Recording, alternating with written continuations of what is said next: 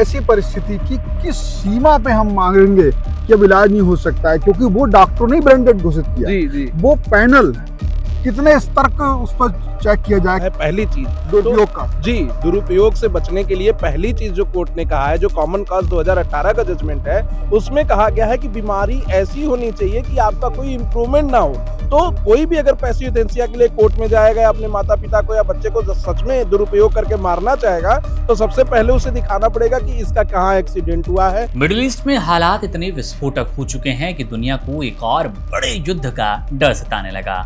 Iran, America और Israel के बीच बढ़ते हमलों ने पूरे क्षेत्र को युद्ध के मैदान में तब्दील कर दिया है। मिसाइलें, ड्रोन हमले और एयर स्ट्राइक लगातार हो रहे हैं। तेल आपूर्ति, समुद्री रास्ते और क्षेत्रीय सुरक्षा, सब पर इसका साफ तौर पर असर नजर आ रहा है। कई शहरों में सायरन लगातार बज रहे हैं। लाखों लोग भय के माहौल में जीने को मजबूर है। सवाल ये कि युद्ध आखिर कब तक चलेगा, कितना नुकसान होगा, क्या किसी एक देश को अंत में सरेंडर करना पड़ेगा? सुनिए, वन इंडिया से बात करते हुए सैन्य विश्लेषक मेजर जनरल जीडी बख्शी जी क्या कुछ बता रहे हैं। युद्ध क्या जल्दी खत्म होगा या दुनिया को एक लंबा इंतजार करना है?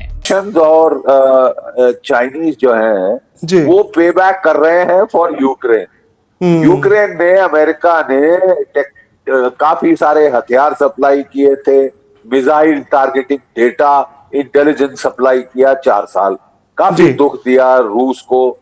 तो अब ये लोग टिट फॉर टैट दे रहे हैं, अगर आप वहां कर सकते हैं तो हम यहाँ कर सकते हैं। अब डोनाल्ड ट्रंप साहब को विदित हो रहा है कि लड़ाई स्टार्ट करना बड़ा आसान है, खत्म करना मुश्किल है। अब वो अपनी कैजुअलिटीज अमेरिकन पब्लिक से छुपाने की कोशिश कर रहे हैं। 4-5 दिन पहले सेंट्रल कमांड ने कहा था कि हमारे 6 जवान शहीद हुए हैं, 18 घायल हुए हैं। उसके बाद उन्होंने कैजुअलिटी फिगर्स देना ही बंद कर दिया है, लेकिन बहुत सारी हुई है। And if there is one thing that the American public does not like, it is body bags. ठीक है साहब, और बॉडी बैग आने शुरू हो गए हैं। और ईरान की स्ट्रैटेजी है कि एक सकर पंच उसका लग गया। उसने अगर इब्राहिम लिंकन को डुबो दिया, वो हाथ धो के पीछे पड़ गए उसके। इब्राहिम लिंकन को डुबो दिया तो साहब डोनाल्ड ट्रंप साहब को लेने के देने पड़ जाएंगे। मिड टर्म इलेक्शन का साल है और इसके अंदर अगर एक एयरक्राफ्ट कैरियर हिट हो गया तो उसमें कोई आप समझ लीजिए 4 से 5 हजार नौसैनिक होते हैं। इतनी बड़ी कैजुअलिटी हो गई तो इनकी तो लुटिया पॉलिटिकल डूब जाएगी ट्रंप साहब की, जो इनको खमियाजा भुगतना होगा इस एडवेंचर का, मिस एडवेंचर का रादर, वो बहुत भारी होगा, बहुत भारी पड़ जाएगा। अगर एक आदमी ये कह रहे हैं कि मैं गल्फ ऑफ हॉर्मुज को खोलूंगा, उसका तरीका है कि आपको अपने बैटलशिप जो आप बाहर निकाल लिए हैं डर के मारे, वो आपको एंटी शिप मिसाइल्स ईरान के उनकी रेंज में लाने होंगे। और 2-3 जहाज डूब गए, आर्ले बर्के क्लास डिस्ट्रॉयर में भी 250 से 300 सेलर होते हैं। फिर आप छुपा भी नहीं पाएंगे ये जो बॉडी बैग। जैसे कि ये डोनाल्ड ट्रंप कह रहे थे कि मैं तो बड़ा इंटेलिजेंट हूं, मेरे साथ मेरे पहले अमेरिकन प्रेसिडेंट बेवकूफ थे, गधे थे, उन्होंने ईरान को कुछ नहीं किया, उन्होंने लंबी प्रोट्रैक्टेड वॉर्स लड़ी, मैं कितना चतुर हूं, मैंने तो एक फलसफा ढूंढ दिया है, cheap wars on the cheap, one day war, 2 day quick in quick out. GD Bakshi के अनुसार ये संघर्ष सिर्फ 2 या 3 देशों के बीच नहीं बल्कि पूरे क्षेत्र के शक्ति संतुलन की लड़ाई बन चुका है।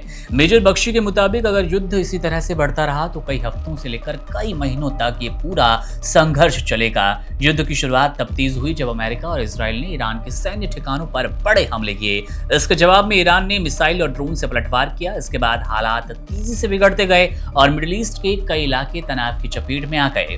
अब तक कई सैन्य ठिकाने नष्ट हो चुके हैं, तेल के जहाजों पर खतरा बढ़ गया और वैश्विक अर्थव्यवस्था पर इसका असर साफ तौर पर नजर आ रहा है। उन्होंने कहा कि अमेरिका और इजराइल तकनीकी पावर, एयर पावर और खुफिया ताकत में काफी आगे हैं, जबकि ईरान के पास बड़ी मिसाइल क्षमता, ड्रोन नेटवर्क, क्षेत्रीय सहयोगी हैं। यही कारण है कि युद्ध एक तरफा नहीं दिख रहा। दोनों पक्ष एक दूसरे को भारी नुकसान पहुंचाने की कोशिश कर रहे हैं। नुकसान की बात करें तो अब तक कई सैन्य ठिकानों पर हमले हुए, सैकड़ों लोगों की मौत, हजारों घायल होने की खबरें आई, तेल की कीमतों में भारी उछाल देखने को मिला और वैश्विक बाजार में अस्थिरता बढ़ती गई। अगर ये युद्ध लंबा चला तो दुनिया भर की अर्थव्यवस्था और ऊर्जा आपूर्ति पर इसका बड़ा असर देखने को मिलेगा। जहां तक सवाल है कि सरेंडर कौन करेगा, तो विशेषज्ञों का मानना है कि इस जंग में सीधे तौर पर किसी एक देश का सरेंडर करना मुश्किल नजर आ रहा है। अधिक संभावना ये कि अंतर्राष्ट्रीय दबाव और संयुक्त राष्ट्र की पहल के बाद किसी तरह का समझौता या युद्ध विराम करवाया जाए। कुल मिलाकर ये युद्ध अभी अनिश्चित दिशा में बढ़ रहा है। अगर कूटनीतिक प्रयास सफल नहीं हुए तो ये संघर्ष लंबे वक्त तक चलेगा और मिडिल ईस्ट के साथ साथ पूरी दुनिया, भारत पर भी इसका गहरा असर दिखाई देगा। अब बात सुप्रीम कोर्ट के उस बड़े फैसले को लेकर जिसने आज पूरे देश की आंखें नम कर दी है और एक ऐसे इंसान की अब इस दुनिया से वापसी होगी जो अब इच्छा मृत्यु के बिल्कुल करीब है, लगातार एक ही मांग कर रहा था। दिल्ली के एक अस्पताल के कमरे में एक ऐसा फैसला आया जिसने पूरे देश को झकझोर दिया है। एक बीमार व्यक्ति ने जीने की बजाय सम्मान के साथ मरने का अधिकार मांग लिया। परिवार टूट चुका था, इलाज बेअसर था और सवाल ये कि क्या किसी इंसान को अपनी मौत चुनने का हक है। और इसी दौरान हरियाणा के हरीश राणा का मामला चर्चा में आया, जहां परिवार और कानून के बीच टकराव खड़ा हुआ। इन मामलों ने लोगों को सोचने पर मजबूर किया कि क्या इच्छा मृत्यु इंसान की आजादी का हिस्सा है या जीवन के अधिकार के खिलाफ एक खतरनाक रास्ता। अब सुप्रीम कोर्ट के फैसले के बाद मामले पर वकीलों ने क्या कुछ कहा, उस दिन सुप्रीम कोर्ट में क्या हुआ जब पूरा फैसला सुनाया गया, आखिर क्यों भावुक हो गए जज और घर वालों का क्या है हाल, जरा सुनिए। सुप्रीम कोर्ट में एक बच्चे के माता पिता इच्छा मृत्यु की मांग करते हैं। वजह यह है कि वो बच्चा 2013 में इंजीनियरिंग कर रहा था, अपने पीजी की चौथी मंजिल से गिर जाता है, उसके दिमाग में चोट लगती है और तब से अब तक वो ना बोलना ना समझना, बस जिंदा है, कोमा कह सकते हैं, ऐसी स्थिति में है। तो वहाँ पे इच्छा मृत्यु की मांग की गई, लेकिन कोर्ट ने उसको पैसिव यूथनेशिया एक टर्म है, यानी कि जो इलाज की सपोर्ट है वो हटा देने की बात कही, जिससे उसे प्राकृतिक मृत्यु मिल जाए, यानी कि ये मृत्यु की तरफ बढ़ना ही हो गया। इस मामले में ये क्या आधार थे, पिछला इतिहास क्या रहा है। हमारे पास सुप्रीम कोर्ट के वकील साहिबान हैं, सूरज कुमार झा जी और विशाल सिंह जी। हम अक्सर ये हमारे पैनल में रहते हैं, हम डिस्कस करते हैं कानून को समझने के लिए, आखिर सुप्रीम कोर्ट जब डिसीजन देता है उसके पीछे मंशा क्या रहती है, क्या मानवीय पहलू रहता है, क्या चीज़। सबसे पहले सर आपके पास। जी नमस्कार। सबसे पहले ये जो चीज़ है इच्छा मृत्यु की मांग मैंने कई बार देखी है। बिल्कुल। हालांकि वो कभी कभी अलग अलग कारण रहे हैं। कई बार मैंने देखा दुष्कर्म पीड़िता ने भी मांग की है, किसी और वजह से मांग की, लेकिन इस बार सुप्रीम कोर्ट ने इजाजत दी है। मैं इसे इच्छा मृत्यु की बात कहूं या फिर मैं कहूं उन्होंने कहा कि सपोर्ट हटा दीजिए, प्राकृतिक मृत्यु को इच्छा मृत्यु के लिए उनके पिताजी पहले तो इसमें इसकी पूरी भूमिका मैं समझा दूं। पहले इच्छा मृत्यु दो तरीके से होती है, एक होती है कि एक्टिव यूथनेशिया और दूसरी होती है पैसिव यूथनेशिया। एक्टिव यूथनेशिया मतलब डायरेक्ट इंजेक्शन या कोई तरीके से आप इनको जो है वो कर सकते हैं, मार सकते हैं या किसी कोई अपनी जीवन खत्म कर सकता है। दूसरा होता है पैसिव यूथनेशिया, जो अगर कोई आदमी परमानेंट वेजिटेटिव स्टेट PSV होता है, जिसमें क्या होता है ब्रेन चालू रहता है, आपका पूरा बॉडी पैरालाइज हो गया इस तरीके से, जब आप रिकवर नहीं कर सकते, यानी आपकी लाइफ जो है वापस से नहीं आ सकता, तो उस सिचुएशन में जो लाइफ सपोर्ट सिस्टम होता है वो वापस खींच लिया जाए। ये जो अगर आपके दर्शकों को मैं समझाऊं, ये लंबा इतिहास रहा है। इसमें सवाल संविधान के मूल सवाल ये है कि क्या आपके जीने के अधिकार में मरने का अधिकार शामिल है या नहीं। कारण यह है कि 1981 में एक जजमेंट हुआ था, Francis Coralie versus Delhi administration. Justice VR Krishna Iyer ने कहा था कि जीने का अधिकार में गरिमामयी जिंदगी जो है जीने का अधिकार है। मतलब ये कि कोई भी व्यक्ति जो किसी भी तरीके से अच्छे से रह रहा है तो उसको सिर्फ पशुवत जिंदगी नहीं बल्कि सम्मान जीने का अधिकार है। तो कोई भी व्यक्ति अगर कोई बीमार पड़ रहा है, कोई ऐसी बीमारी हो रही है जो लाइलाज है, तो क्या वो अपनी व्यक्ति को जिंदगी को खत्म कर सकता है या नहीं। इसमें जो पहला जजमेंट था वो मारुति तिरुपति दुब्बल वर्सेस महाराष्ट्र में बॉम्बे हाईकोर्ट ने कहा था 1986 में कि आपको जीने का अधिकार में मरने का अधिकार शामिल है, यानी कोई भी व्यक्ति चाहे तो अपनी जो जीवन है आत्महत्या के द्वारा किसी और चीज से द्वारा वो खत्म कर सकता है। लेकिन अगले ही साल Chinna Jagadeeswara versus state of Andhra Pradesh high court ने कही नहीं, इस तरीके का शामिल नहीं है। फिर उसके बाद ये दो जजमेंट हुआ। 1994 में सुप्रीम कोर्ट ने पहली बार कहा कि जीने का अधिकार, P Ratnam versus union of India में जीने का अधिकार में मरने का अधिकार शामिल है। लेकिन उसके ठीक 2 साल बाद 1996 में 3 जजेज बेंच, जिसमें सुजाता भी मनोहर के लीड पे बेंच में ज्ञान कौर वर्सेस पंजाब में सुप्रीम कोर्ट ने क्लियर कह दिया कि आपको जीने का अधिकार में मरने का अधिकार शामिल नहीं है। ठीक, ये डिबेट हो रहा है कि क्या अगर आपको जीने का अधिकार है तो मरने का अधिकार भी है कि नहीं। 2008 उसके बाद हम आ जाते हैं जो अभी आपका जहां से इंट्रोडक्शन शुरू हुआ था कि एक रेप पीड़िता जो अरुणा रामचंद्रन सांगवान थी, नर्स थी बॉम्बे के कॉलेज वो उसमें, वहां उनके सहकर्मी ने उनके साथ रेप करने की कोशिश की और अब बीच बचाव अपने आप को बचाने में उनका जो है गले का नस कुछ दब गया था जंजीर से, कुत्ते की जंजीर से, उसमें वो चले गए थे। 37 साल से बेड पे थी वेजिटेटिव स्टेट में। तो उसमें उनकी तरफ से उनकी जो केयर टेकर थे उन्होंने डाला था सुप्रीम कोर्ट की याचिका, Aruna Ramachandran Sangwan versus of India 2011 justice Markandey Katju और जस्टिस ज्ञान सुधा मिश्रा के बेंच ने कहा कि ये जो पैसिव एथनोसिस से एक बात है वहीं से होगा कि डॉक्टरों की टीम बनेगी, वो टीम आपकी असेसमेंट करेगी और फिर ये बताएगी कि अगर वो आपकी जीने की अगर वो ठीक हो सकता है तो ठीक, अदरवाइज आपकी जो लाइफ सपोर्ट सिस्टम है वो हटा लिया जाएगा। ठीक, तब ये पैसिव एथनोसिस पहली बार डिबेट में आया। ठीक, उसके बाद 2018 में कॉमन कॉज, जिसका हवाले आज ये जजमेंट में आया, कॉमन कॉज 2018 में 5 जज बेंच ने कह दिया कि राइट टू लाइफ में राइट टू 5 जज बेंच यानी 5 जज की संविधान पीठ ने कह दिया कि राइट टू लाइफ में आप विल बना करके, एक्टिव विल बना करके आप जीवन को समाप्त कर सकते हैं। उसमें फिर एक मॉडिफिकेशन आया था 2023 में। आज Harish Sarana versus union of India में जो हरीश सराना थे, जो स्टूडेंट थे उसके इंजीनियरिंग के चंडीगढ़ यूनिवर्सिटी में, उन्हें 4थी मंजिल से गिर के इनकी 13 साल से वो हो गया था, मतलब पैरालाइज हो गया सारा कुछ, इनका वो सपोर्ट सिस्टम कोमा एक तरीके से कोमा में है। और डॉक्टरों की टीम बनी और डॉक्टरों की टीम से जो है उन्होंने साबित कर दिया कि अब ये नहीं हो सकता है। तो उनके पिताजी एक याचिका लगाए थे जिसको जस्टिस कोर्ट नंबर 7 में जस्टिस जेबी पार्टीवाला और केबी विश्वनाथन हेड कर रहे थे और यूनियन ऑफ इंडिया की तरफ से ऐश्वर्या भाटी जो एडिशनल सॉलिसिटर जनरल वो आर्गूमेंट हो रहा था। और ये सवाल आज पहली बार एक बहुत मार्मिक तरीके से जेबी पार्टीवाला ने कहा कि भारतीय इतिहास में पहली बार अलाउ कर रहे हैं क्योंकि उसमें जीने की कोई जो है अब बची नहीं है, उसमें मतलब कोई उसमें उम्मीद नहीं है। मतलब डॉक्टरों की टीम में जो आर्टिफिशियल सपोर्ट सिस्टम है जिस बेड पर वो हैं उनको हटा लिया जाए। और पार्टीवाला ने ये भी कहा इससे पहले उनके गार्जियन से मिलेंगे, उनकी गार्जियन से मिली, बातचीत हुई उनकी, सारा कुछ, और उनको जो है अभी यानी भारत के संविधान में जो 1950 से लेकर 2026 में पहली बार किसी को पैसिव एथनोसिस से अलाउ किया गया है। Thank you. तो इसमें अब एक चीज़ सर विशाल जी आपके पास आऊँगा, मैं मान के चलता हूँ सबसे बड़ी इच्छा आदमी की जीने की होती है और उस हद तक जीने की कोशिश करता है कि उसे कोई रास्ता मिल जाए।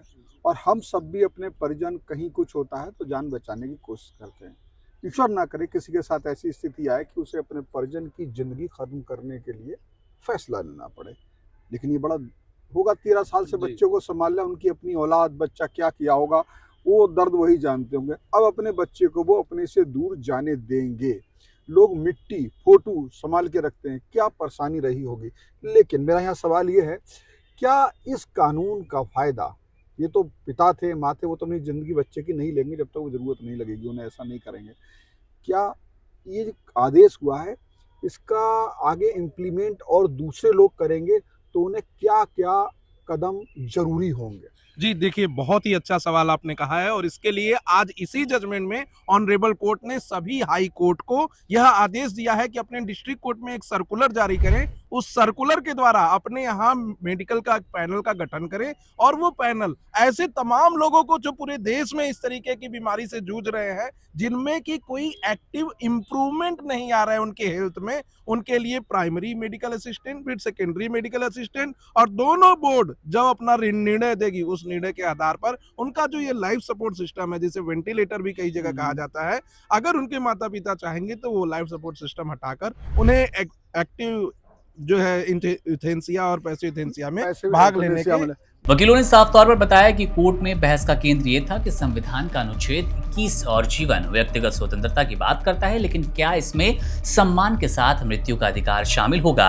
अब इस पर तमाम दलीलें दी गई और अंत में फैसला हुआ कि इच्छा मृत्यु देनी ही होगी और यही सबके लिए ठीक है। वकील के अनुसार अदालत ने यह साफ किया कि जीवन का अधिकार बहुत महत्वपूर्ण है, लेकिन असाध्य बीमारी और असहनीय पीड़ा की स्थिति में व्यक्ति की गरिमा भी उतनी ही महत्वपूर्ण है। उन्होंने कहा कि कोर्ट में जजों ने यह भी पूछा कि अगर इलाज का कोई रास्ता ना बचा हो और मरीज केवल मशीनों के सहारे जिंदा हो तो क्या उसे मजबूर करके जीवित रखना सही है। वकील ने बताया कि हरीश राणा के मामले में भी यही सवाल उठ रहा है कि क्या परिवार या डॉक्टर मरीज की इच्छा के बिना कोई फैसला लेंगे। अदालत ने इस पर सख्त प्रक्रिया देने का आदेश दिया, सख्त प्रक्रिया तय करने की भी बात कही ताकि किसी भी तरह का दुरुपयोग ना हो पाए।